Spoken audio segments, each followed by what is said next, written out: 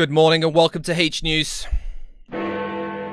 This morning we look ahead to week 3 and think about what's happening on the units. We take in a tweet of the week which thinks about writing. We think about the course reps and how you can nominate yourselves. We look at a new Cite Them Right feature on the library. We think about how you can look sharp on campus. And finally, we take some questions and provide answers in the chat. Guys, stay tuned to find out more.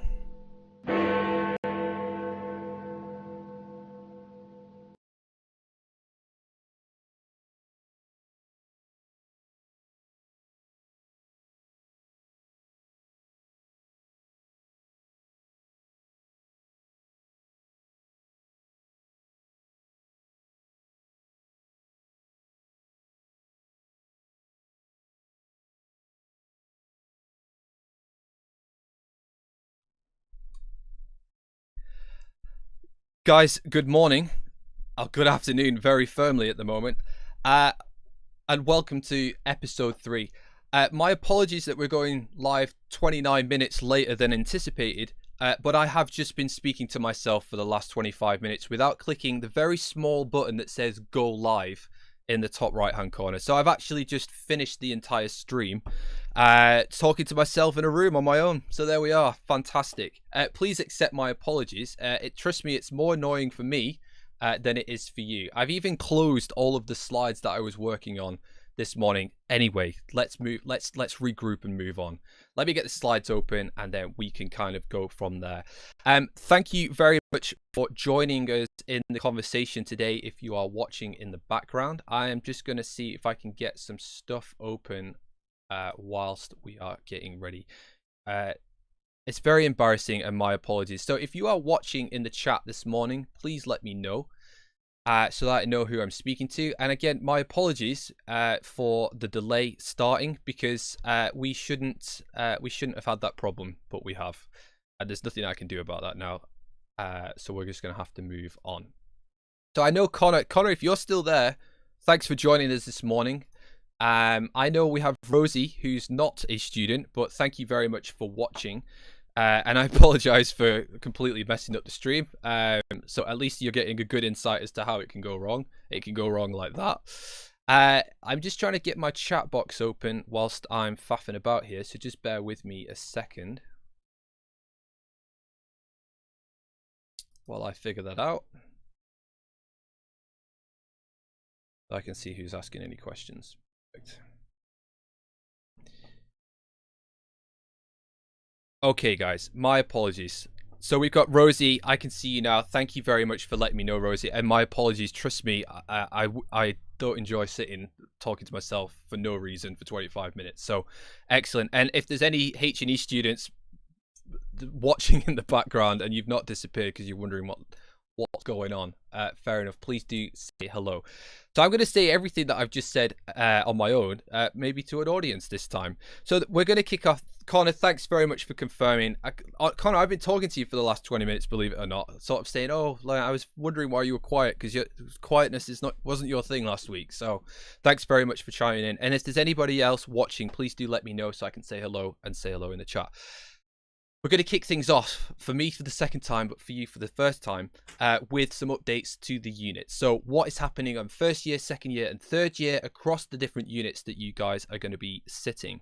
We're then going to move into a tweet of the week, thinking about writing and how you can get it right.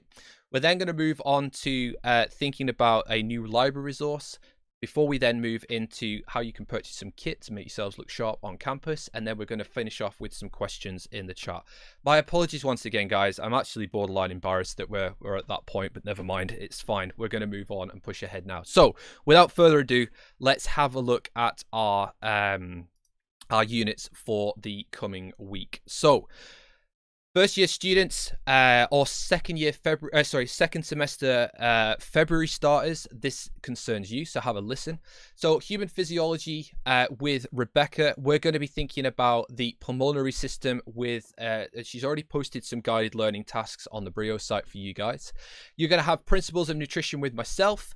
On my unit, but I've actually got Rachel Champion coming in speaking to you guys this week, looking at food composition, and then looking at the micronutrients lecture, and also a seminar off the back of that as well. So I'm just in conversation with Rachel about getting those recorded lectures up onto the site so that you guys are adequately prepared for the week ahead. Then we've got life cycle nutrition with Julia Frewer. She's going to be looking at conducting research in nutrition, and also you've got a laboratory session as well. So make sure you've got the right timetable, you know what session you need to be in and where you need to be. And then finally, you've got the academic writing academic writing unit, of which Helen is going to be talking about reading for a degree, what that actually means, and how you can further yourselves and move beyond the confines of a lecture or a seminar or tutorial and start taking control of your own learning, and the idea of seeking out additional resources. There's also going to be a nice strong focus on RefWorks. RefWorks is a fantastic referencing manager which will see you well throughout your entire university lives. So with that in mind, try and invest some effort and time into learning how to use RefWorks, because it will save you a hell of a lot of effort and time throughout the rest of your university life. I am just going to quickly swap over to the chat scene so I can see if anybody has trickled in and see if anybody is contributing to the conversation this morning. Let me just get that open. Excellent. So we've got Rosie and Connor just joined us this morning. If there's anybody else watching, please do drop in, let us know you're there, and I can say hello to you. And as always, guys, I will always flick back to the chat to ensure that you guys can ask any questions that you have about the course, any units, and then we can try and provide some answers moving forwards. So with that in mind, let's head back over to the slides and we'll start thinking about our level 5, so our second year students. So second year students, public health, we had some real nice seminars this week where we were looking at nutritional epidemiology. Connor, you were in that session. Hopefully you had a nice time and you've been working on your 500-word summary of the articles. This is when he takes a deep breath and goes, oh, I completely forgot about that. That's fine. I'm going to be sending out a reminder this afternoon, and then also posting the links for where you can actually submit your response so that Rachel can give you a bit of feedback. So that'd be fantastic. Looking ahead to next week, though, you're going to have a session on the assessment of nutritional status. That will be with Gerald Remy, the dietitian who has just joined our team. And he's going to be doing the recorded session and also taking a seminar with you guys next week. So be sure to turn up to that. Gerald's a fantastic addition to our team and really adds a lot of value when it comes to nutritional considerations from the perspective of a dietitian. Gerald is a qualified dietitian of 20 years, so real good person to be running that session and giving you guys some insight. We've got advanced applied exercise practice with Kev.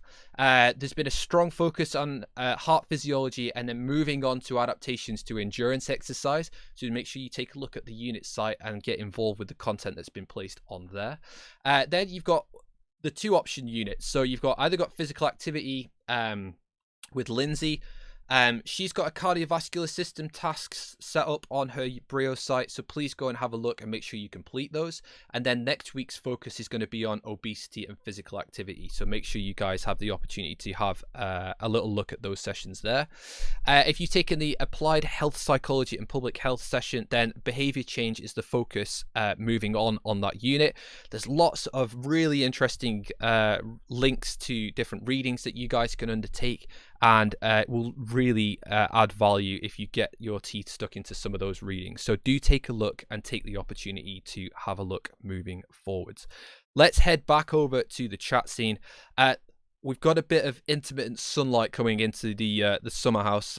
For those of you that don't know, I'm actually at the end of my garden in a summer house. It's borderline miracle that there's even internet down here, let alone lighting, but sometimes the sun does come in and it affects the green screen, so just bear that in mind, and my apologies. I can see, I think, I'm not sure if we've got any questions coming in there. Let me just get that up on my screen because it's difficult for me to see like that. No questions coming in yet. If you do have a question, again, as always, guys, I will always flick back to the chat just so I can keep an eye on what is going on. And if you do have any questions, anything that needs clarifying, then please let me know. If it's about a unit, that's fine. Or if it's anything about university life or just general, functioning as a human being, then we'll try and everything's on the cards today, guys. So let's have a look. Okay, so let's move it on to level 6. That's our third year students. Let me just bring that up onto the screen now.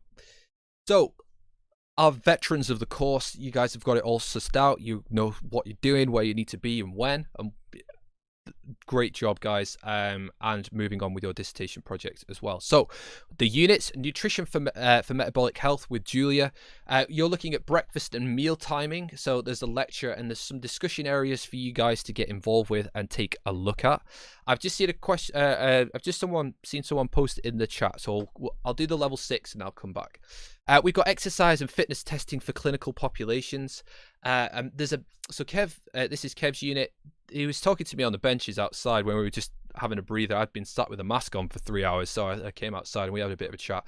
He gave me some insight into some of the mental health focus that you guys, and that you guys had a really interesting and integrative session. And Kev was really impressed with the kind of feedback that he got from that.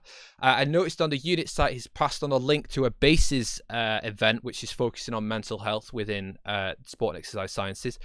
So do take the opportunity to engage with that and have a look.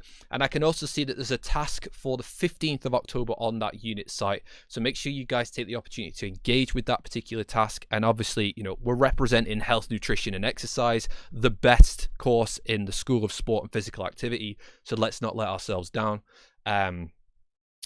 There's no hiding here, guys. We're the best course on. Only HNE students are allowed to come into this chat, so we can say what we want. Haha. Dissertations.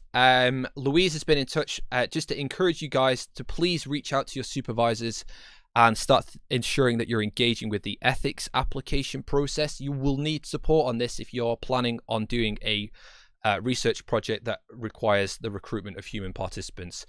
There's a global pandemic going on, guys. I don't know if anyone's heard about it, but if you're planning on doing that level of project, then you're going to have to make adjustments to ensure that you staff members and your participant in your project remain safe in doing those particular projects. So you need to get some support and reach out to your supervisors if you haven't done so already. Louise, give me a bit of insight that tutorial attendance hasn't been great on this unit, and I hope that this isn't being the case for H&E students, but please make sure that you're attending those sessions. They are mandatory, lest we not forget, and there is a good correlation between attainment on your university degree and the amount of opportunities that you get to engage. So please make sure that you take those opportunities and you get involved where possible. So those are the updates for level 3. I can see a couple of chat related things coming on, so let's head across there now. Excellent. So in the chat we've got Angel. This is great, Mike. Smiley face. Thank you, Angel. Always good to know people are watching and giving us a pat on the back, so thanks for that, Angel. I love this approach to keeping the students engaged. Rosie, thank you very much. I spent a lot of time doing this sort of stuff. It's taken about 4 years to get it to this point. And hopefully you can see how it can be applied across different platforms depending on what the scenario is. And I look forward to talking to you at 3 about that as well. If there's any questions from the students, please do drop in. I know that some of you may have drifted off because I messed up the software this morning, and that's all on me. I apologize, but do remember you can watch after the fact. And if you are watching after the fact, if you've got any questions, just submit a comment onto the video and I'll get a notification and I'll pick it up from there. Excellent. I'll keep an eye on the chat, guys, and I'll keep dropping in from that point onwards. But let's head across to the next feature for this week's stream, which I honestly can't remember what it is. Course reps. Fantastic. Excellent. Okay, so last week I gave you some links to find out what it means to be a course rep. I know that some of the level 5 and level 6 students will already have been course reps. So if you want to get involved with that process again, then please let us know. But now when you head onto the HNE welcome site, you will see that there's a new folder being created, which is called Course Reps 2020. And in that, there is a link and a form for you to fill in for you to self-nominate to become a course rep. We need a course rep for first year, second year, and third year. So please, if you're interested in engaging with that process, then submit your nomination onto there. You need to do that by Wednesday at 1 o'clock next week, because at that point, I will then collate all of the nominations, and then students will need to vote for who it is that they want to be their course rep for the 2020 academic year. So head across to the Brio site, look for the course reps folder, fill in the form, submit your nomination, and go from there. It's a really good opportunity, guys, because it increases the number of interactions that you have with members of staff on the course, myself in particular, because I run the course, but it also gives you a student voice. And it also gives you the opportunity to have influence on the direction of the course, and then also be supportive of your peers. These are really good professional skills to develop on the program, and something that will set you apart when you move across into professional working life. When you get brought into a committee meeting and they're like, so Mike, can you please give us your view on this? And if you've never had the opportunity to sit there and go, this is what I think, then that can feel overwhelming and daunting. So make the most of those opportunities whilst you're at university, where you're in a safe environment, you're on a course, you know what your course is like, and you've got a good opinion on that because it's your course. So make sure that you actually take the opportunity to submit yourselves, nominate yourselves, and further yourselves moving forwards. There's my sales pitch, guys. All done. Let's move it on. So, tweet of the week. Again, we've got a bit of a writing, academic skills, referencing kind of theme going on this week. This tweet is from Hugh Kearns, is at I Think Well Hugh. Let me get that into the chat for you guys so that you can actually see it.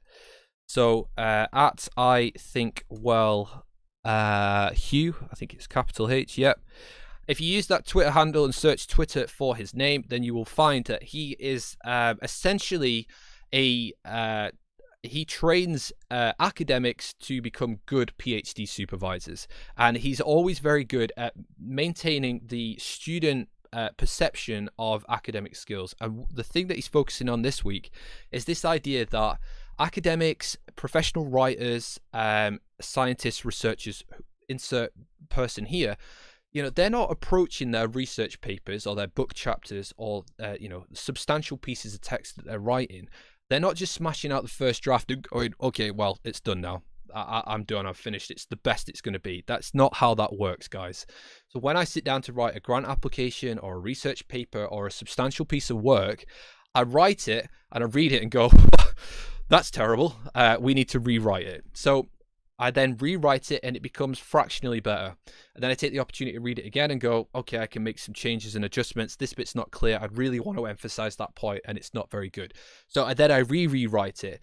And what I've recognized as an academic is that I've had more opportunity than undergraduate students to go through this process. So I've reset my expectations of what my first draft is going to look like, and I've already recognized that this is the start of the journey, but the actual journey is that I'm going to be rewriting this assessment or this particular piece of work a few times before I'm happy with it. Now, what the difference is between an academic and an undergraduate student on their undergraduate journey is that an academic has recognized that, and they understand that that's the process, and they're at peace with that they know that their writing's not going to be up to scratch on the first draft, and that they redraft and redraft until they're happy with it. I think as a student, you're not aware that that's the case, that there is a bit of grind involved in terms of getting work to the point where you want it to be good. So do bear that in mind, and just be aware that your academic supervisors, your tutors, the people that are stood in front of you, they're doing the same thing.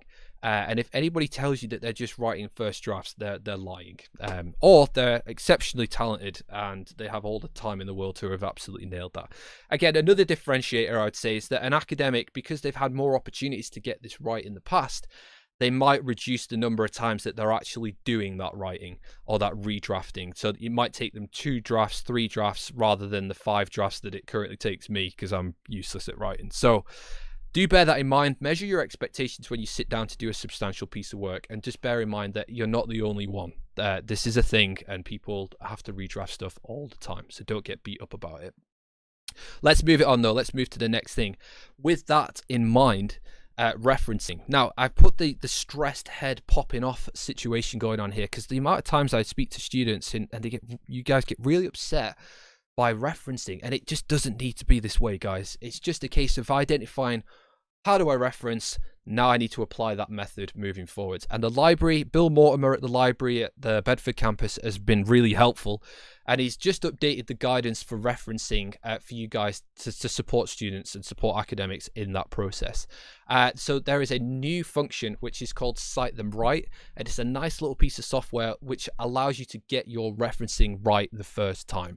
So I'm going to post some links onto the Brio welcome site to ensure that you guys get the opportunity to see this, and ensure that you guys have some tools available to you to get your referencing right throughout your academic lives. So it's something that you're not worrying about, getting stressed out about, and it's actually just something, a process that you're going to work through in conjunction with like ref works and some of the stuff that you do in academic skills, or you've already done on academic skills, to ensure that you're increasing your success or your assessments whilst you're at university, because that's what it's all about. We're trying to increase our skill set. We're trying to apply those skills to tasks to demonstrate how competent that we are in developing new skills in our university journey.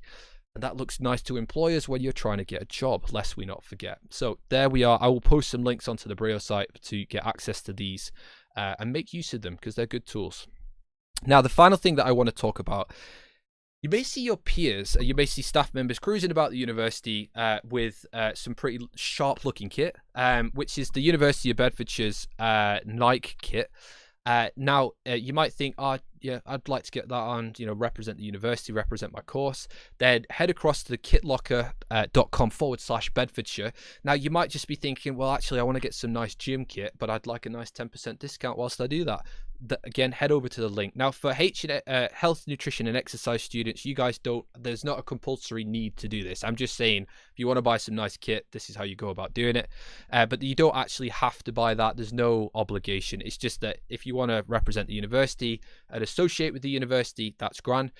I'd actually quite like to get some HNE specific stuff, but we're working on it, guys, because, we're the best course in the sport and exercise nutrition, sport and physical activity school. So, we're going to get the branding right, and we're going to look good doing it. So there we are. If you want to have a look, take a look at that link. Buy yourself some nice kit if you want to treat yourself, and go from there. Now, that brings us very swiftly and very promptly back onto the chat, and I will transition over to there now and open up my chat box so I can see what questions are coming in.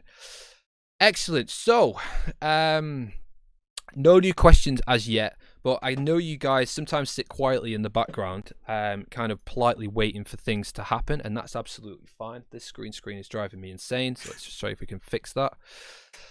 So if there's any question, guys, now's the time to just pop those in the conversation. So whilst you do that and think of any questions, any comments that you want to make, I'm just going to kind of summarize the stream and wait for people to put any questions in. So a busy week for week 3, essentially, irrespective of whether you're first, second, or third year. There's some stuff to be done. So make sure you get yourselves onto the Brio site and keep up to date.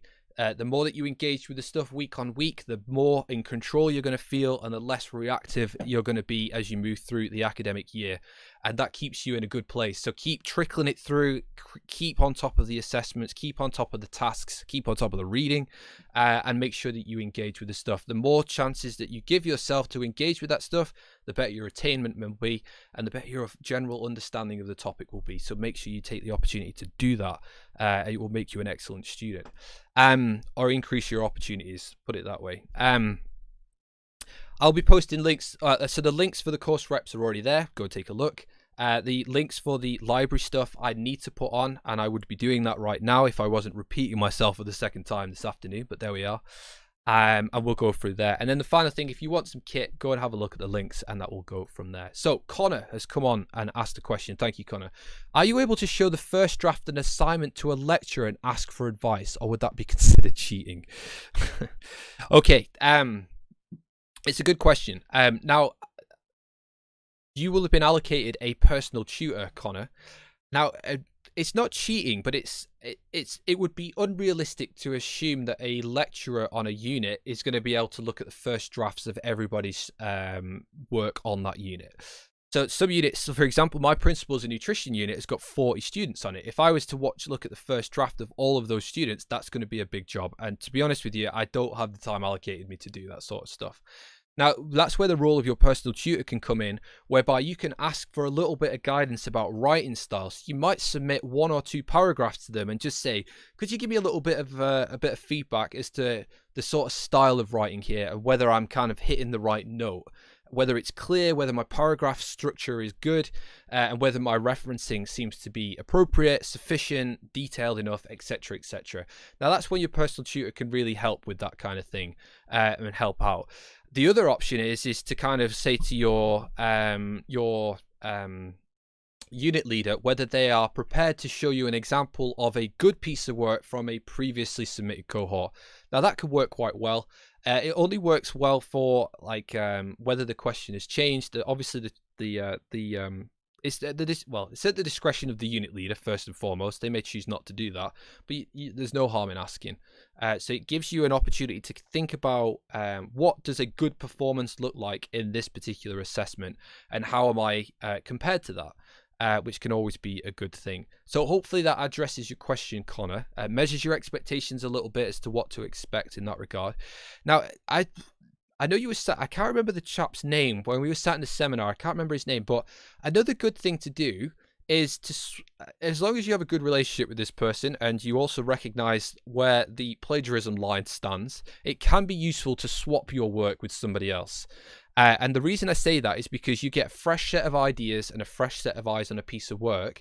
And sometimes when you're reading your own work, you don't spot those kind of sentence structure things, or you don't always identify when something doesn't make sense, because in your head you formed like this kind of internal narrative about how to what you're trying to explain, but that doesn't always come across when you write it, because you've got this idea in your head and you think that sentence is recalling what's in your head. But guess what? The person who's reading your piece of work doesn't have access to the inside of your head.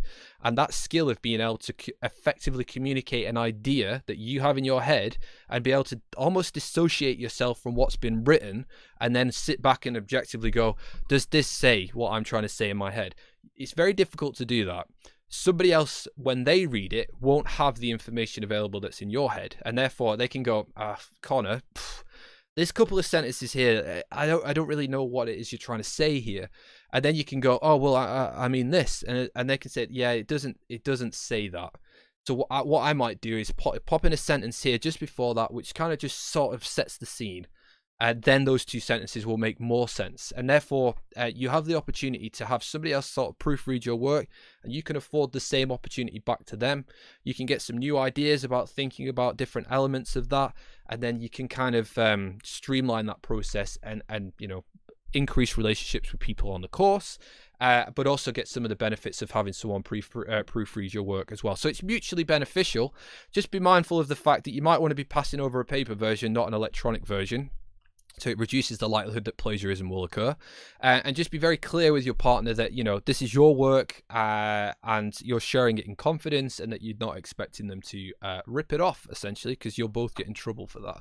So just be careful. The better way of doing that is picking someone who is not on your course, because they're not doing the same assessments as you, and therefore there's no conflict of interest whatsoever. It's just that I'm kind of getting the feeling on the Bedford campus, and the way it kind of works around the campus at the moment, is that people are probably going to be closer to those that are on the course, because those are the people that you interact with the most. So just give me if that answers your question, Connor. I've been answering it for a little while there. Then let me know if that's helpful. Great, fantastic, and then we can kind of move on from there. Excellent, good stuff. So, yeah, busy week ahead. I'm just going to talk nonsense for a bit until there's just to see if there's any other questions that come in. But yeah, there's a busy week ahead. Excellent, Connor. Thank you very much for just dropping in and saying that. Thank you. Appreciate it. You're going to enjoy Gerald's session on Tuesday. I think it's Tuesday from memory, on the assessment of nutritional intake. So get yourself across there. That'll be amazing. So if there aren't any other questions that are coming in, I'm going to politely call it a day, because, yeah, I started the stream at 12, despite the fact that it didn't go live, because I didn't press the tiny go live button, which is kind of annoying. I think we might fix that for next week so we don't do that again. So with that in mind, guys, thank you very much for watching and listening. If you're watching after the fact and you still have a question, please post a comment in the video. If you want to be reminded that the stream is going live, then click subscribe, and that you will get a notification moving on, especially if you click the notification bell. And like the video if you enjoyed it. Give me a thumbs down if you thought it was rubbish, and then let me know why it was rubbish, so that we can try and improve it for next week. So thank you very much for watching. Connor in particular, as always. Rosie and Angel, thanks for dropping in and giving me an audience to talk to today, and I look forward to catching up with the students next week. And Angel and Rosie, I will catch you at 2 o'clock and 3 o'clock respectively. Thanks very much for watching, guys. Have a great weekend, and I will see you next week. Thanks very much for listening. Take it easy.